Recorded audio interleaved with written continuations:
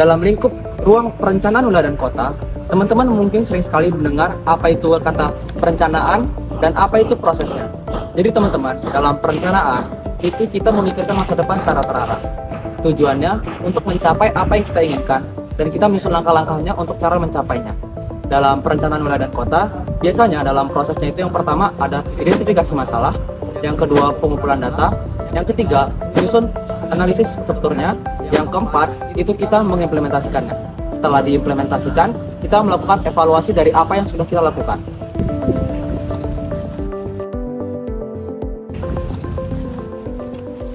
Kalian bisa lihat gedung yang ada di belakang sekarang. Ini adalah contoh proses tanpa perencanaan yang matang. Dalam pembangunan, proses perencanaan itu adalah hal yang penting.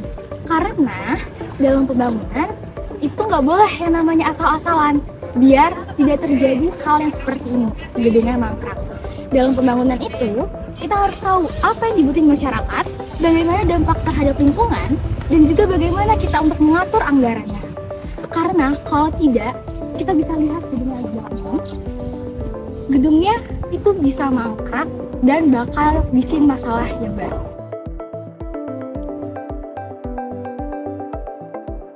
Teman-teman tahu gak sih kalau dulu perencanaan wilayah dan kota di Indonesia itu lebih fokus ke pembangunan fisik dan ekonomi aja loh. Tapi makin lama-kelamaan perencanaan wilayah dan kota di Indonesia itu mulai sadar akan pentingnya aspek sosial, budaya, dan juga lingkungan. Sekarang perencanaannya itu udah mulai holistik dan juga partisipatif loh. Apa sih perencanaan holistik dan partisipatif itu? Yaitu ini dan juga ini.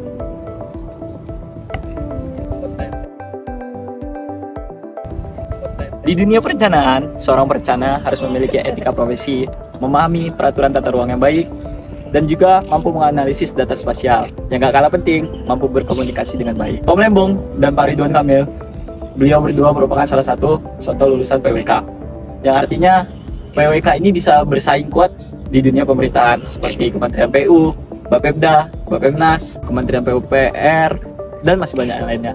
Tidak hanya di pemerintahan, tapi bisa juga di sektor swasta seperti di bidang properti, menjadi konsultan perencanaan, developer, dan bisa membuka bisnis sendiri, properti yang seperti perumahan ataupun banyak lainnya. Jadi lulusan perencanaan wilayah dan kota itu sangat dibutuhkan dan tidak perlu diragukan lagi teman-teman. Wilayah cakupannya tuh lebih besar daripada kota teman-teman. Wilayah biasanya meliputi beberapa kota atau bahkan kabupaten. Nah, perencanaan wilayah itu lebih berfokus kepada isu-isu yang lebih besar seperti pengembangan infrastruktur yang regional, terus pengelolaan sumber daya alam. Nah, sebaliknya, perencanaan kota lebih berfokus kepada detail tata ruang, transportasi, atau bahkan fasilitas publik.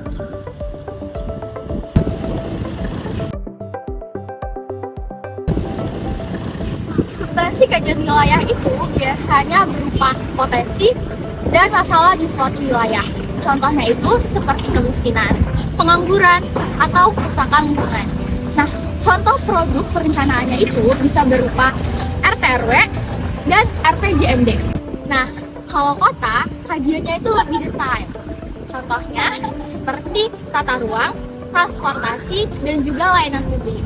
Nah, kalau contoh produk perencanaannya itu seperti RDTR dan juga RTRK. Salah satu contoh yang masih masuk ke dalam permasalahan bidang perencanaan wilayah dan kota adalah pemukiman kumuh. Ini masih menjadi salah satu tantangan terbesar di berbagai kota di Indonesia. Kawasan ini muncul akibat tingginya arus urbanisasi yang tidak sebanding dengan ketersediaan hunian yang layak. Akibatnya, banyak masyarakat membangun tempat tinggal di lokasi yang tidak sesuai tata ruang seperti bantaran sungai atau lahan-lahan sempit di pusat-pusat kota. Permasalahan utama yang muncul di pemukiman kumuh meliputi kepadatan bangunan yang sangat tinggi, kurangnya akses sanitasi, serta infrastruktur dasar tidak memadai.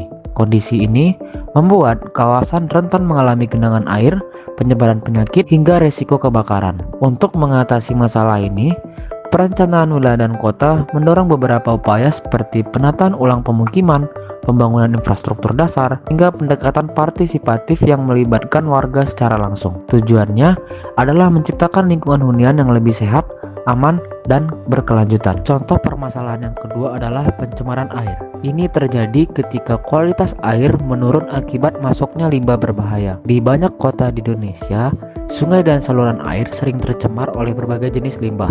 Yang paling umum adalah limbah rumah tangga seperti deterjen, sampah organik, dan plastik. Selain itu, limbah industri yang mengandung bahan kimia dan logam berat juga menjadi penyumbang turunan kualitas air. Permasalahan ini semakin parah karena sistem pengolahan air limbah di kota-kota besar masih belum optimal. Banyak daerah yang belum memiliki instalasi pengolahan air limbah sehingga limbah langsung dibuang ke sungai tanpa adanya proses penyaringan. Ditambah lagi, rendahnya kesadaran masyarakat dalam membuang sampah membuat sungai semakin dipenuhi material yang tidak dapat terurai. Pencemaran air bukan hanya sekedar masalah lingkungan, tetapi juga masalah kesehatan dan kualitas hidup masyarakat.